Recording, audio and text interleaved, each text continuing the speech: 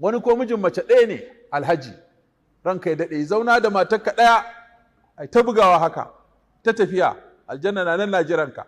Ka tsaya ga matarka ɗayan, ba a ganin ka a waje a wani guri kana leƙe-leƙe, ba ka ɗaukan waya kana kiran wata ko kana cacin da wata. Kalas hajiya, ki sa malam albarka ya ce duk mai ɗaya tsaya ɗayansa, amma ba chatin a waje. To musulunci da ya ce zina haramun ce, to sai baka dama ka ƙara. Sannan kafin ka ƙara sai da ya sa sharaɗi da doka. Ya ce ban yadda ka ƙara ba sai in za ka iya adalci. Fankihu ma taba lakum minan nisa'i mathna wa thulatha fa in khiftum alla ta'dilu fawahidatan. In ba za ka iya adalci ba, Allah ya ce ka tsaya a ɗaya. Zaka duk wanda ya tsaya a ɗaya ni bai min laifi ba, saboda ka ji tsoron ba za ka yi adalci ba, ka tsaya a ɗayanka. Kuma haka ne daidai. Akwai mijin mace ɗaya wallahi in ya ƙara ta biyu sai ya halaka. Akwai mijin mace biyu in ya tsaya ɗaya wallahi sai ya halaka. Haka in ɗaya ne za ka iya ka tsaya a ɗayanka, kuma ba kai wa kowa laifi ba. In ma wallahi ka ce ba za ka yi auren ba, in dai ba za ka yi zina ba, malamai sun ce wallahi ba laifi, in dai ibada ce ta shagaltar da kai ko yi wa addini hidima. Suka ce Ibn Taymiyyah ya rubuta littattafai wanda za su iya cika masallacin nan, amma bai yi aure ba har ya mutu, kuma bai wa kowa laifi ba. Imamun Nawawi, duk kuna ji labarinsa, mai Riyadu Salihi mai arba'u, har ya koma ga Allah bai aure ba. Akwai littafi ma da wani ya rubuta sunansa al-ulama'ul uzzab allazina atharu ilma ala zawaj. Ya kawo mutane 36 ba wanda ya taba aure a rayuwarsa, har da mace. Don haka ne ma Ibn Taymiyyah ya ce yin aure ga mace ba wajibi bane idan ba za ta yi zina ba. Wata mata ta ce ya Rasulullah, wai me ya haƙƙin miji akan mace? Ya ce da yana da gyambo ki sa harshe kina lashewa biki bi haƙƙinsa. Ta ce wallahi ba zan aure ba. Shikenan annabi ya ce to shikenan, sai ki je ki kula da kanki. Kuma bata yi auren ba har ta mutu, kuma bata yi kowa laifi ba, saboda bata yi zina ba.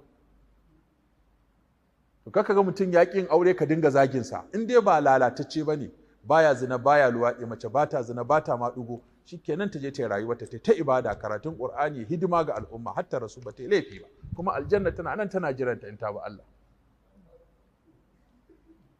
Wani ko mijin mace ɗaya ne alhaji, ranka ya daɗe, zauna da matarka ɗaya ai ta bugawa haka ta tafiya, aljanna na nan na jiranka.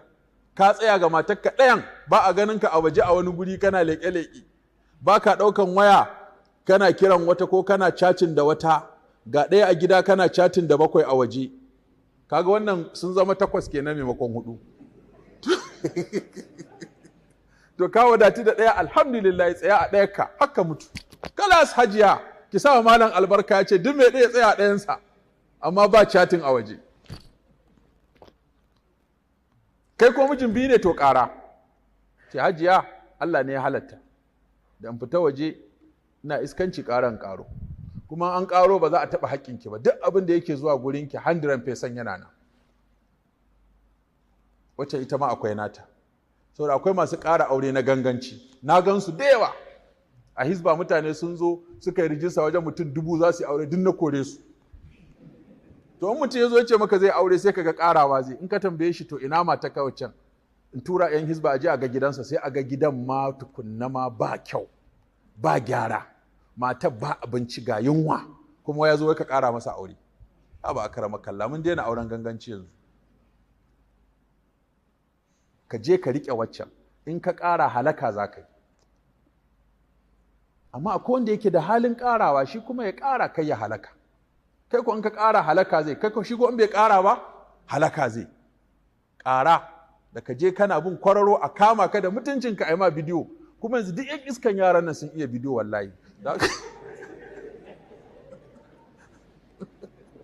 In kana iskanci yanzu ma ba abokin iskanci ɓoyayye. Bidiyo yanzu ana ɗaukan mutum da gilas, ana ɗaukan mutum da bairo, ana ɗaukan mutum da links, ana ɗaukan mutum da agogo, ana ɗaukan mutum da har fitilan nan. Ɗakin da za ku shiga ko kun kashe, sai yarinya ta yi bidiyo. Alhaji ya tuɓe zindir, ranka ya daɗe ya tuɓe zindir, ta masa bidiyo. Sai ta yi kilib na minti 1 ta tura mata, ce Alhaji ga abin da ya faru.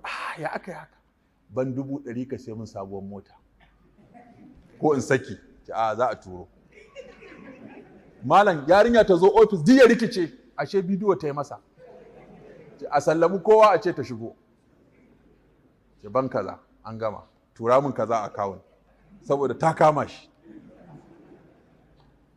da mutuncinka, ka je ka tuba wando a wani guri, ka tuba riga a wani guri a yi ma bidiyo ha kawai. To masu kwaɗayin nan yanzu kowa layi hankali, kaka kuskura ka tuba wannan kan ba a gidanka ba.